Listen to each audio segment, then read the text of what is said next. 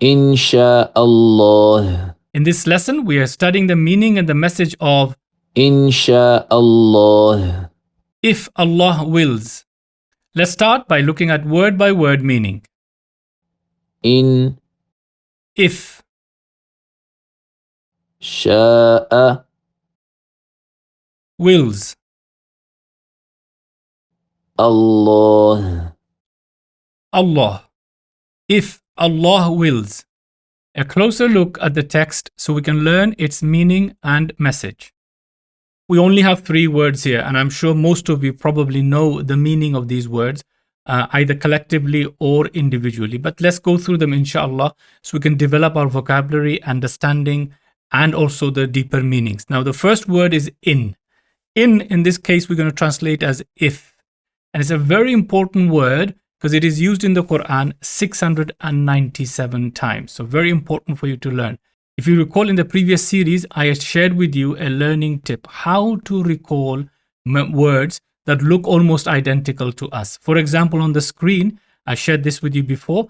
An means that, anna means that, inna means indeed, in means if. If you're looking at it from a distance, these words look almost identical in writing, apart from a few vowel signs here and then. Of course, you remember standard Arabic is not written with any vowel sounds. So we need to be able to recognize these words and know their meaning. Now, if you take a look at the examples I gave you, and I told you a very important learning tip when it comes to learning vocabulary, and that is that you learn vocabulary in context. So, for example, an. If you remember ashhadu an la ilaha illallah, you'll never forget that an means that. I bear witness that there is none worthy of worship except for Allah. Anna, similarly, means that. Ashhadu anna Muhammadan abduhu wa rasuluhu. Again, if you remember the translation, I bear witness that Muhammad, peace be upon him, is his slave and his messenger. Inna means indeed. Example I gave you, Inna Allaha ma'as sabirin. A often quoted ayah by Muslims. Indeed, Allah is with those who are patient. Last example from today's lesson, in means if. Insha Allah. If Allah wills, you'll never forget. In means if. Again, a very important memory link to link these words to a context that you are familiar with, you already know. And alhamdulillah, these words are so frequently occurring. An comes 617 times, anna 360, inna 1697, and of course in 697. So you can see thousands of words from the Quran you can easily memorize just by linking them with something that you know. So please do not be afraid of learning Arabic. Do not be afraid of vocabulary. It is very easy. All we need is to devote some time, 10, 15, 20 minutes a day, sitting somewhere quietly and just learning and developing our knowledge as every day goes along. So remove the fear that shaitan has put into our hearts and minds about learning Arabic to understand Quran. It is Allah who has made it easy. Let us continue with this lesson, inshallah. Second word we have is sha'a. Now it's a verb, this word. This word means he willed. He, in the past tense, willed. He willed. So this is the word sha'a, and is very frequently occurring word of the Quran. And of course, in Arabic, the root itself is used in the Quran 517 times. The next word, of course, we don't need to translate, which is the word Allah. And we can put the whole thing together now. If Allah wills. If Allah wills. So again, very simple, 3 words, but we have got a lot of vocabulary here that we're going to use, inshallah, for our benefit when it comes to studying Arabic or learning Arabic to understand Quran. Learning lessons from the meaning and the message of Insha Allah. Most important lesson for us, brothers and sisters, to learn is that Allah subhanahu wa ta'ala commanded us in the Quran, in Surah Al-Kahf, ayah number 23. Allah subhanahu wa ta'ala reminds us, never say of anything, indeed I will do that tomorrow, without adding God willing, without saying inshallah. Don't say that I'm going to do this thing tomorrow or the day after or the week after or the month after. It is very, very important that we understand the beauty of the message here and the lesson that we all need to remember. First and foremost, we have no control over what will happen, let alone 1 year, 2 year, 3 year from now, we have no control what will happen in the next nanosecond or the next millisecond. We have no idea. Future is in the hands of Allah subhanahu wa ta'ala. So I want to do something in the future. I'm promising you, or I'm saying to you, I will do this thing in the future. I will say I will do it, Insha Allah, if Allah subhanahu wa ta'ala wills that act to happen. So we surrender ourselves to Allah subhanahu wa ta'ala. When we share this message with others, when we use this term, we surrender to Allah subhanahu wa ta'ala, seeking His mercy and His will in order for us to complete such and such a task. No matter how small, how big, or how mundane it may seem, that task can only be completed if Allah wills it. So this is a very, very strong message for you and I to remember. As Muslims, we put our trust in Allah subhanahu wa ta'ala.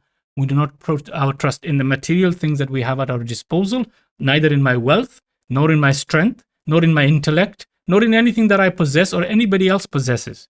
Whatever is meant to happen, Allah subhanahu wa ta'ala will make it happen by His will and by His mercy. So the use of Insha Allah is a direct command from Allah subhanahu wa ta'ala in the Qur'an. And of course, the same lesson is made beautified by the Sunnah of our beloved Prophet sallallahu alaihi wasallam, who practiced this, and of course the Muslims practice this statement. So we need to know this, inshallah, and put it into practice. That we sincerely want to do something, we use inshallah. When to use inshallah? Primarily when we want or we intend an act of something happening in the future. A beautiful example here is given from Sayyidina Ibrahim alayhi salam and his son Ismail alayhi salam, when he saw his dream. We all know the event that took place when he saw his dream that he was going to sacrifice his son, and he related the dream to his son. His son knew his father was a Nabi of Allah, and the Nabi of Allah, his dream is true, and it is a blessed dream. So he said to his father, he said, "Oh my father, do as you have been commanded." Now imagine what the situation is. This is the young boy telling his father to fulfill the command of Allah subhanahu wa ta'ala. He is surrendering himself to Allah. But the situation that might occur, the fear, the tension, all the hopes that a human being will have in his heart, all the fears that a human being will have in his heart, when that act is to be taken place, a horrific act we may think, or a difficult task we may think. But at the end of the day, Ismail alayhi salam says to his father, "You will find me, inshallah, amongst those who are patient." Meaning that I intend to be patient at that difficult situation. But I can only be patient if Allah subhanahu wa ta'ala wills it for me to be. I will do my bit. I will do my part. But it is Allah subhanahu wa ta'ala's will that will prevail. So I know this command is from Allah. I know that you are a Nabi of Allah. You are the blessed Prophet of Allah. And you have a true dream. You fulfill that and you will find me, insha'Allah, amongst those who are patient. So you can see a very beautiful example when such beautiful statement is used to putting trust in Allah subhanahu wa ta'ala. Few more examples when we see it being used when we intend to achieve something or seeking the reward and putting our trust in Allah subhanahu wa ta'ala. The Prophet, peace and blessings of Allah be upon him, whenever he visited the sick person, he would always say to them, "Do not worry, la bas, don't worry. Tahur insha'Allah. It will be purification for you, God willing. If Allah wills, this illness of yours is going to become purification for you. You will have some blessings from this illness. Tahur, do not worry, do not fear what you have. Insha'Allah, it will go. Insha'Allah, it will also be a purification for you." Again, here he's putting the hope and trust in Allah subhanahu wa ta'ala, seeking the purification for the person from the illness, but again, putting our trust in Allah subhanahu wa ta'ala. Another beautiful example is in the dua when he used to break his fast, sallallahu alayhi wasallam. He used to say, "The thirst is gone. The thirst is gone. The veins." I mean, imagine fasting all day in the desert environment in 40 degrees while going through all the trials and tribulations of life, not sitting in an air-conditioned room, right? Going through, working hard all day.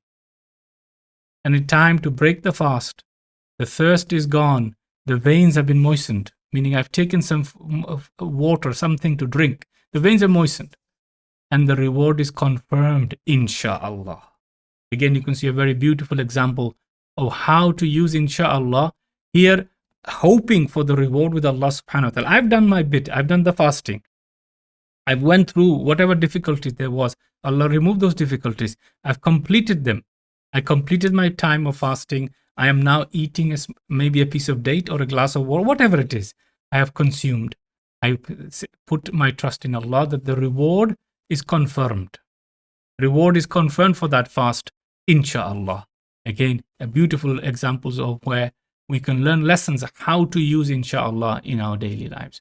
So a reminder, when you intend to do something, intend, very important. When you actually intend to do something in the future, don't say I will do it, but using inshallah. So again, make that statement, I will do this in the inshallah. Put your tawakkul, trust, hoping for that action to be completed, and of course, expecting the reward for whatever good that we do. And every deed that a Muslim does can become an act of worship, provided it is done with the right intention and it is done within the guidance of the teachings of our Prophet, peace and blessings of Allah be upon him. It is important, brothers and sisters, that we remind ourselves when not to use it. Unfortunately, it has become a trend to use this statement as and when. When somebody has no intention of fulfilling that task. For example, somebody asks me, brother, will you help me? I said, I will help you, inshallah. Or, brother, can you do this for me? Inshallah, I'll do it for you tomorrow. But I know that I can't. I know I don't have intention to do that thing or the ability to do that thing. Somebody asked me for help or assistance, or somebody said, oh, can we meet tomorrow? I know I'm not going to be available tomorrow, but I still say, inshallah, I'll see you tomorrow. This is wrong. We should not use this term in places where we know we're not going to do it. We should always be honest with people. We say, look, brother, you're asking me to do this task. I'm sorry, I can't do it. I don't have the skills, the resources, the time, whatever. Be honest with the people and say, look, brothers and sisters, I'm sorry, I can't do this thing that you're asking me to do. I don't have it, the ability. But I make dua, Allah subhanahu wa ta'ala help you in these circumstances. So do not make this statement when there is no intention to fulfill those tasks, no intention to do that task. Remember, a Muslim must always strive to be truthful to himself, to his surroundings, to the people at large. And if we keep on using this term, inshallah, without intending to do something, people will lose their trust in us. And of course, it will be a sin because we're making promises that we have no intention of fulfilling. And we should have no deception as Muslims in our words or our action. We should be upfront.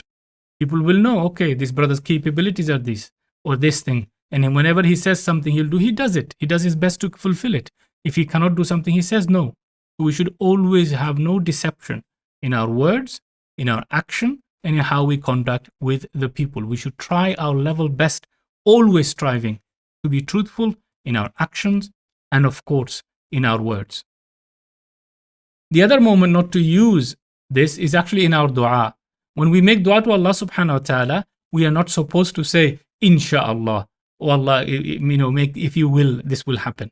Again, we are reminded in the hadith, when one of you makes a dua to his Lord, one should not say, oh Allah, grant me forgiveness, if you will.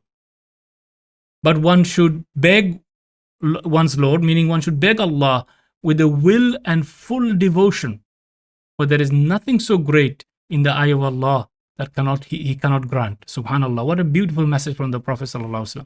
When you make dua, have confidence, have trust that Allah subhanahu wa ta'ala not only, subhanallah, is capable of giving you whatever you want. Allah can fulfill the needs of every single creation. It would take nothing from Him.